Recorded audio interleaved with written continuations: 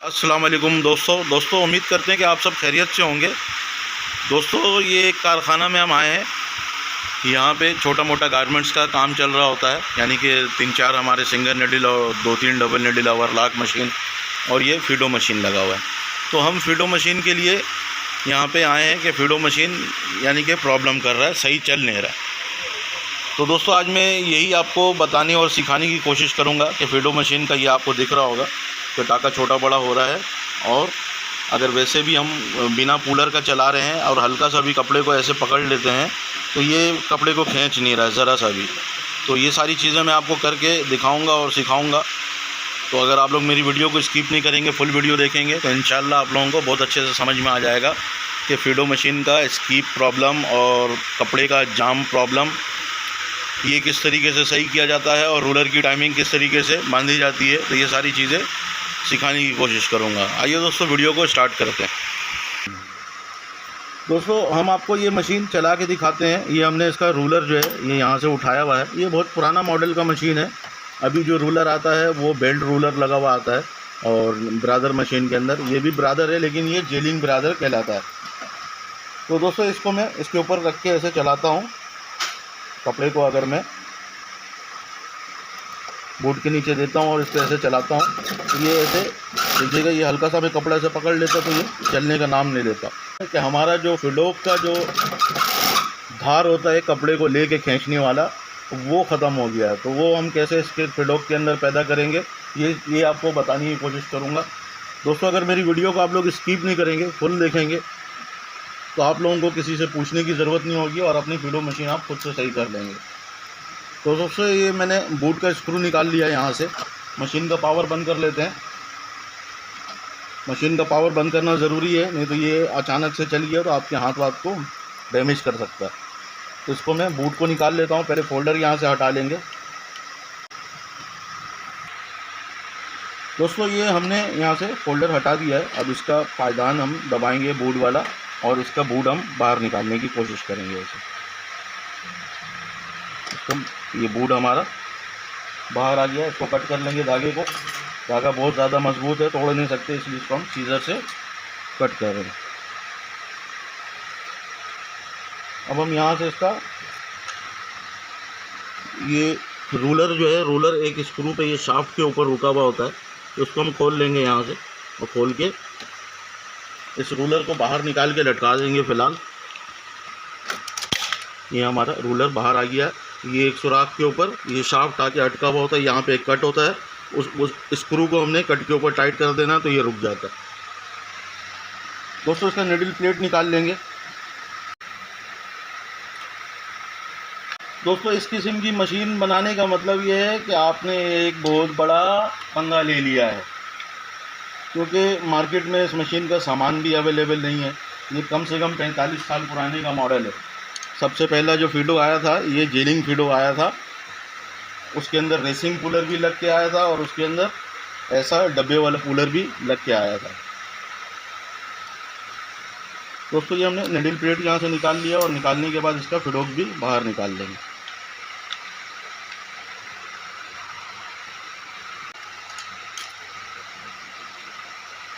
ये हमारा फिडोक बाहर आ गया यहाँ पे, और अभी इसके अंदर आपको दिखेगा कि इसका फिडोक का जो दांत का जो ये खुरखुरापन होता है ना, ये मर गया है। अब हम क्या करेंगे, इसको ज़िंदा करेंगे थोड़ा सा ऐसे। डायमंड फाइल ले लेना है, इस टाइप का कोई 3 कोना डायमंड फाइल, और 3 कोना डायमंड फाइल से ऐसे हमने रगड़ रगड़ के इसको ऐसे ज़िंदा करना है। तो ये काफ़ी टाइम लगने का काम है। इसको अभी हम ऐसे ज़िंदा कर लेते हैं। ज़िंदा करके फिर आपसे मिलते हैं। दोस्तों ऐसे हमने 3 कोना फाइल ले लेना है, और इसके जो दांत को है उससे ऐसे हमने घिस घिस के इसको खड़ा कर देना है। तो मैं ये सारा खड़ा कर रहा हूँ। आप भी इसी तरीके से अगर इसको दांत को खुरखुरा कर देंगे थोड़ा सा, तो आपका जो डेनम का फैब्रिक है वो थोड़ा सख्त फैब्रिक होता है, तो उसको ये फिर सही पकड़ के लेके चल रहा होता है। दोस्तों आपने वीडियो फुल देखना है। अभी इसका टाइमिंग भी चेक करेंगे कि इसका निडल और लूपर का टाइमिंग किस तरीके का है। पहले हम ये कर लेते हैं, उसके बाद फिर आपको टाइमिंग भी दिखाते हैं। दोस्तों ये दांती हमने घिस लिया है, और इसको हम साइड पे रखेंगे, और साइड पे रखने के बाद अब हम इसका टाइमिंग देख लेंगे कि ये टाइमिंग हमारा कैसा बता रहा है। तो ये अभी नज़र आ रहा है कि हमारा निडल जो है एक टक्कर मार के जा रहा है और एक पीछे से हमारा लूपर आगे जा रहा है। तो टाइमिंग इसका हम पहले सही करेंगे। टाइमिंग सही करने का आसान तरीका हमारा ये स्क्रू है जो हमारा लूपर होल्डर को पकड़ के रखा हुआ है। तो हमने इसको थोड़ा सा इधर से गैप दे देना है और ये खाली है लूपर, ये वाला इसके ऊपर लूपर होल्डर में लूपर नहीं लगा हुआ। इसके बाद जो ये हमारा 2 स्क्रू आपको दिख रहा है इसके ऊपर लूपर हमारा टाइट है। तो उसको मैंने पीछे इसलिए किया है कि अगर मैं इस वाले होल्डर को पीछे करूं तो उधर पीछे हो जाए। तो ये अभी हमने हल्का सा पीछे किया और पीछे करने के बाद फिर हम इसका छोटे वाले लूपर का टाइमिंग देख रहे हैं। अभी हल्का सा इसके अंदर यानी कि टक्कर है, यानी कि लूपर जो है निडल के साथ टक्कर के जा रहा है। और रिवर्स में भी चेक कर लेंगे ऐसे ही हम, तो रिवर्स में सही है। हल्का सा और इसको हम गैप देंगे इसके अंदर। तो ये हमने हल्का सा और इसके अंदर गैप दे दिया। दोस्तों यहाँ पे हम इसे निडल को दबा के चेक करेंगे कि लूपर और निडल के अंदर कहीं गैप तो नहीं आ गया। जो हमने गैप दिया था, जो इधर से होल्डर घसकाया उधर, तो ऐसा तो नहीं है कि इसके अंदर भी गैप आ गया हो, ज़्यादा घसक के आगे चला गया हो। तो ये भी चीज़ हम चेक कर लेंगे। तो मेरे हिसाब से ये सही लग रहा है। अगर 19-20 फ़र्क लगा चलते वक्त तो उस वक्त देख लेंगे। अभी फ़िलहाल हम इसको यहीं पे टाइट करेंगे ऐसे। इस स्क्रू को जो हमने लूज़ किया था लूपर होल्डर के स्क्रू को, उसको हमने यहाँ पे टाइट कर लेना। दोस्तों अब हम दूसरी निडल को देख लेंगे। ये वाले निडल का लूपर को देख लेंगे और निडल को देख लेंगे। इस वाले का टाइमिंग हमारा हो गया। दोस्तों अभी ये आपको लग रहा होगा कि टक्कर मार के जा रहा है, नज़र आ रहा होगा। तो इसका हम टक्कर ये ख़त्म करेंगे। इस वाले होल्डर के अंदर भी हम थोड़ा सा गैप दे देंगे। तो यहाँ से हम होल्डर का स्क्रू लूज़ कर लेंगे और लूज़ करने के बाद इधर से होल्डर को हम थोड़ा घसका देंगे। तो ये हमने घसका दिया।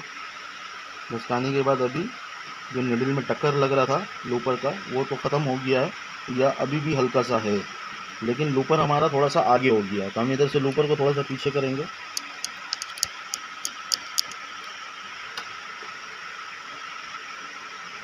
तो उसको लूपर हमने पीछे किया। अभी दोनों लूपर का जो नोक है निडल के साथ एक साथ लग रहा है। तो इसी तरीके से एक साथ लगना चाहिए बिल्कुल। अभी हम यहीं पे इसी जगह पे जो हमने लूपर होल्डर का स्क्रू लूज़ किया था उसको हम दोबारा टाइट कर देंगे।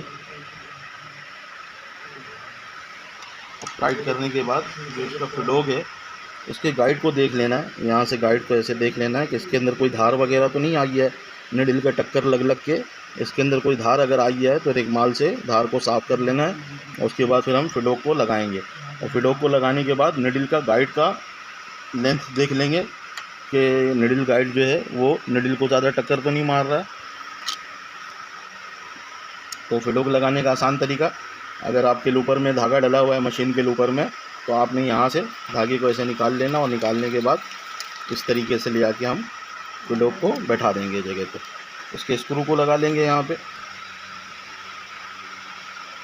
और स्क्रू को आपने अच्छी तरीके से टाइट करना है। चलते वक्त फिडोग अगर खुल जाएगा तो या तो वो लूपर को तोड़ देगा या तो गाइड वगैरह या फिडोग को टूट जाएगा। तो आपने इस तरीके से काम करना है कि काम आपका बेहतरीन हो जाए, ना ही नाम ख़राब हो।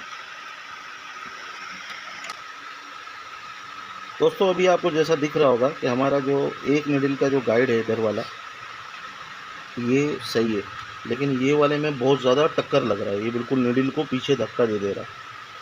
तो ये जो गाइड है इधर वाला, ये वाला गाइड हम थोड़ा काटेंगे ताकि इस निडल को धक्का ना लगे।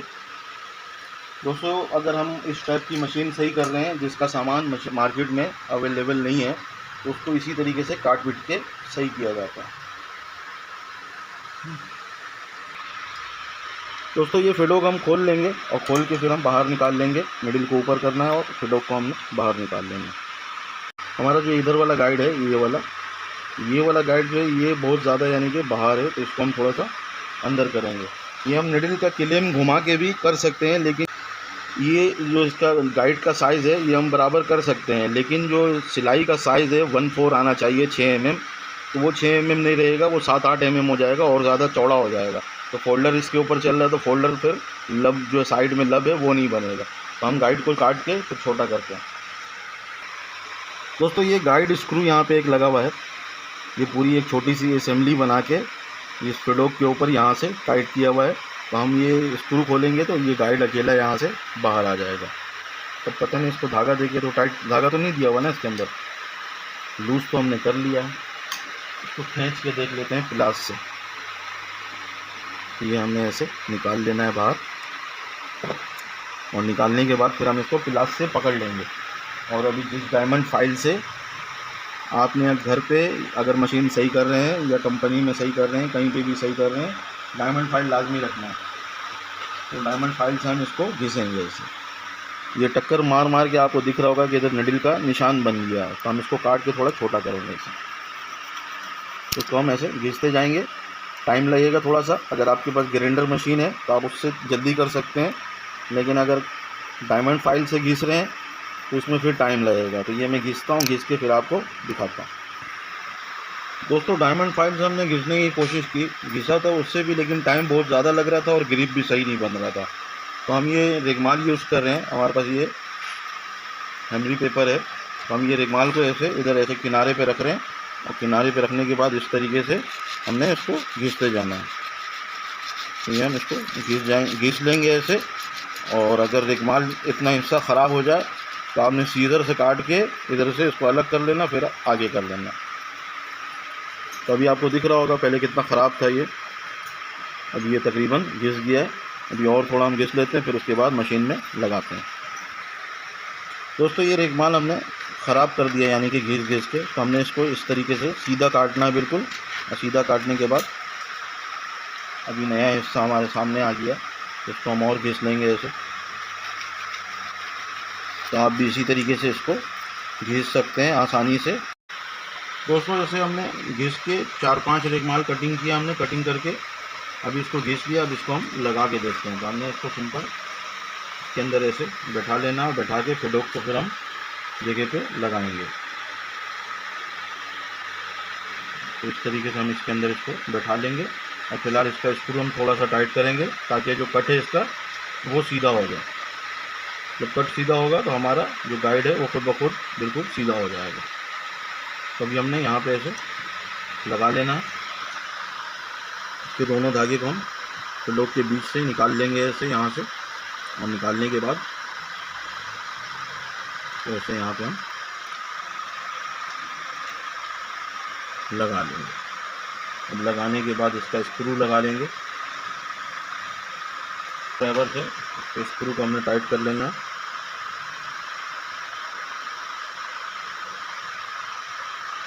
दोस्तों अच्छी तरीके से हमने टाइट करना है यहाँ पे, ताकि ये अपने जगह पे सही ग्रिप हो जाए। और उसके बाद फिर हम इसका गाइड को चेक करेंगे।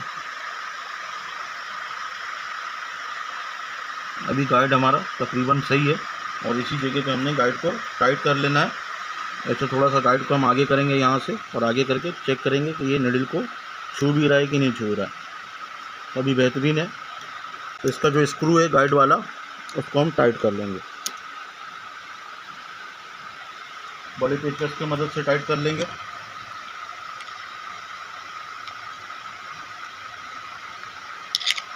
अब हम व्हील घुमा के टाइमिंग को देख लेंगे कि टाइमिंग हमारा सही आ रहा है कि नहीं आ रहा है। बस करना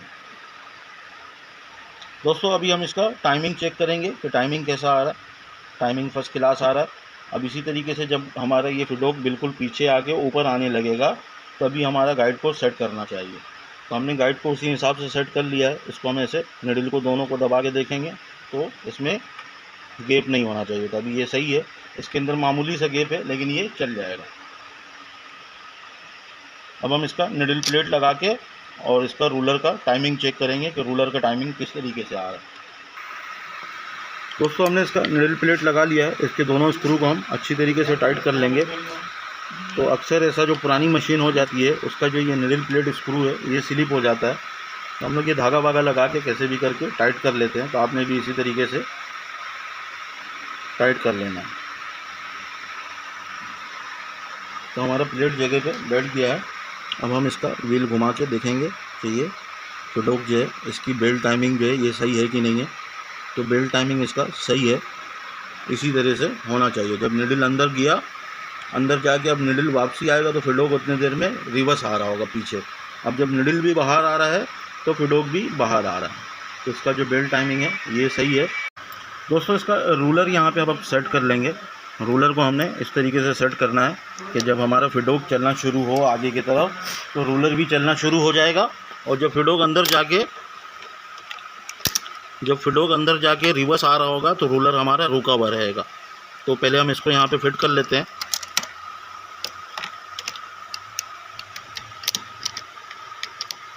ये हमने पेचकस से बैठा लेना और इधर से बराबर करना है, इधर से नीचे नहीं ज़्यादा जाने देना। और यहाँ पे हम इसको ऐसे रोक के टाइट कर लेंगे। तो ये कट पे जाके, शाफ्ट के कट पे जाके बैठ जाएगा। और ये ऐसे उठा के देख लेंगे सही काम कर रहा नहीं कर रहा।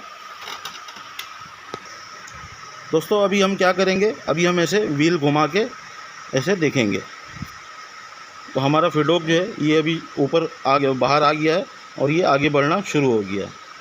लेकिन हमारा रूलर जो है ये अभी आपको दिखेगा कि ये अभी चलना शुरू हुआ है। तो ये इसकी टाइमिंग जो है ये मैच नहीं है, यानी कि फिडोक का टाइमिंग और रूलर का टाइमिंग मैच नहीं है। अगर ये मैच होगा तो ये इस तरीके से चलेगा कि जब हमारा फिडोक ऊपर आएगा और आगे बढ़ना शुरू होगा, अभी जैसे ये फिडोक अब आगे बढ़ना शुरू हो गया तो इसी जगह से हमारा रूलर जो है ये घूमना शुरू होना चाहिए। तो हम क्या करेंगे, ऐसे जब निडल बाहर निकल रहा होगा ऐसे तो हम यहाँ पे लाके रोक लेंगे। और रोकने के बाद दोस्तों ये बेल्ट को हम ऐसे उतार लेंगे। ये पुलर का बेल्ट है, पुलर और मशीन के अंदर कनेक्ट है ये बेल्ट। तो अब हम क्या करेंगे, इसको हमने उतार के और इसको ऐसे घुमाना है। घुमा के फिर हम इधर देखेंगे। जब हमारा फिडोक हमने रोका हुआ जहाँ पे अभी जैसे फिडोक हमारा आगे बढ़ना अब शुरू होगा तो यहीं पे लाके हमने देखना ये अभी घूमना शुरू हो गया। मैं इधर से व्हील घुमा रहा हूँ तो इसी तरीके से व्हील घुमा के हमने रोकना कि अब ये घूमना शुरू हो गया। अभी जैसे ये व्हील है, जब पुलर हमारा घूमना शुरू होगा तो ये हल्का सा जाम होना शुरू हो जाएगा। तो जब आपको जैसे ही आप इसको घुमाएंगे ऐसे, अब घुमाने के बाद जैसे ही आपको लगे कि ये यहाँ पे अभी जाम होना शुरू हुआ तो हमने यहीं पे बेल्ट चढ़ा देना है।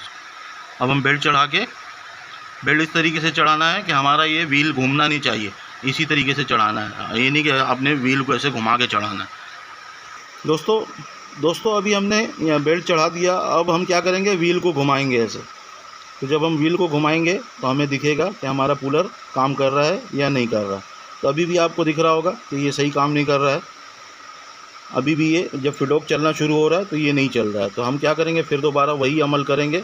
इसको यहाँ पे ऐसे निडल को बाहर निकलते हुए रोक देंगे और रोकने के बाद पीछे से बेल्ट उतारेंगे। ये हमने बेल्ट उतार दिया। बेल्ट उतारने के बाद हम जो पुलर है, पुलर के व्हील को घुमा रहे हैं ऐसे। पुलर के व्हील को हमने घुमाया।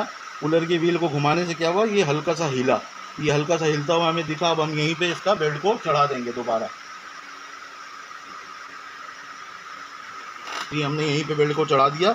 अब हम व्हील को घुमाएंगे, जो मेन व्हील है, जो निडल को भी चलाएगा, फिडोक को भी चलाएगा और पुलर को भी चलाएगा। अब हम व्हील को घुमा रहे हैं तो अब आपको दिखा होगा कि इसका टाइमिंग सही हो गया। अभी फिडोक आगे चलना शुरू हुआ, पुलर भी चलना शुरू हुआ। अब फिडोक रुक के अंदर गया, पुलर रुक गया। अब ये फिडोक हमारा बाहर आया, जब ये आगे बढ़ना शुरू हुआ फिर हमारा पुलर भी चलना शुरू हो गया। तो इसका टाइमिंग ये ओके हो गया। इसी तरीके से आपने भी टाइमिंग मानना है कि ऐसे निडल को हम यहाँ पे लाके से रोक देंगे और रोकने के बाद इसका जब पुलर, यानी कि जब पीछे से हम पुलर का व्हील घुमाएंगे, जब ये हल्का सा घूमना शुरू हो बस वहीं पे बेल्ट को चढ़ा देना है, व्हील को नहीं हिलाना है। जब बेल्ट चढ़ जाए उसके बाद फिर मेन व्हील को हम ऐसे घुमा के देखेंगे तो ये सही काम करना शुरू कर देगा। अभी हम मशीन को चला के चेक करेंगे, फोल्डर वगैरह लगा के फिर आपको दिखाते हैं। दोस्तों बूट लगा के हमने धागा वागा डाल के मशीन को रेडी कर लिया। अब इसको हम चलाते हैं, इसके अंदर पावर देते हैं और पावर देने के बाद हम चलाते हैं। ये बेहतरीन चल रहा है।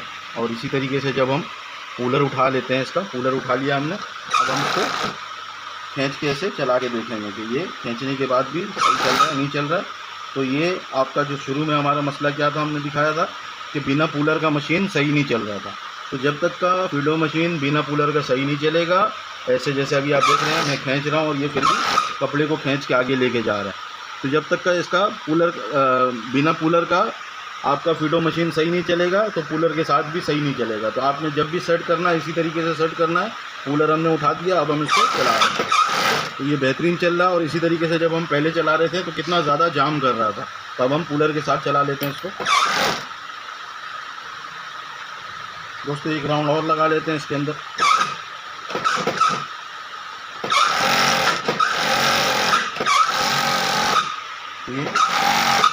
ये हमारा रिजल्ट है। अब इसके ऊपर पीस बनवा लेते हैं, पीस बनवा के देख लेते हैं।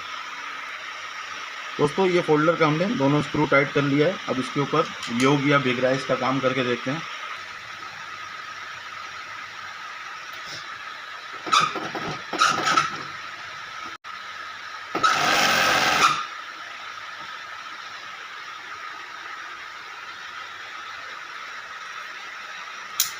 दोस्तों ये इसके ऊपर हम डेनम सिल रहे हैं और हिंसिम का जॉब हम इसके ऊपर कर रहे हैं। डेनम के ऊपर हिंसिम जॉब हम कर रहे हैं।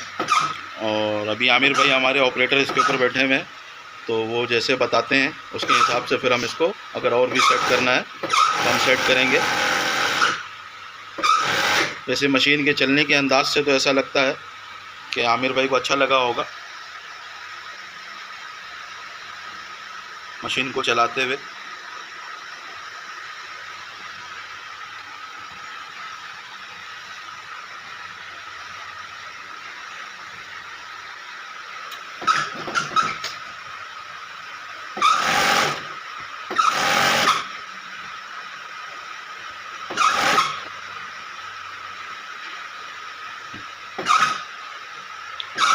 दोस्तों माशाल्लाह पीस हमारा बड़ा बेहतरीन बन रहा है और टाका भी एक जैसा आ रहा है, आपको दिख रहा होगा। तो दोस्तों उम्मीद करते हैं मेरी वीडियो से आपको बहुत कुछ सीखने को मिला हो। अगर बहुत कुछ सीखने को मिला है तो मेरे वीडियो को अपने दोस्त यारों के साथ लाजमी शेयर कीजिएगा और अपने जॉब पार्टनर के साथ भी लाजमी शेयर कीजिएगा।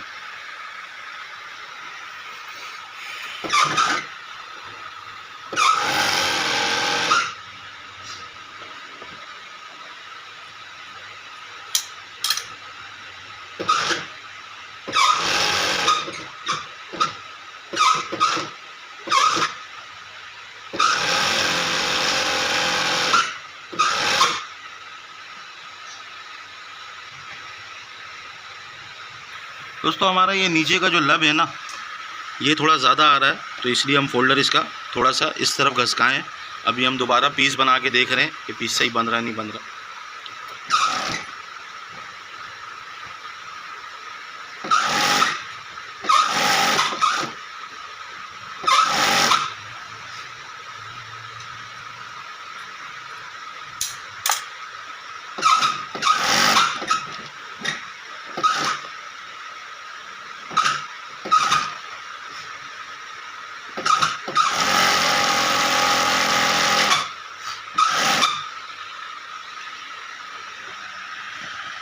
दोस्तों ये लब हमारा थोड़ा सा कम हो गया, पहले ज़्यादा था। तो दोस्तों एंड अल्लाह हाफिज़।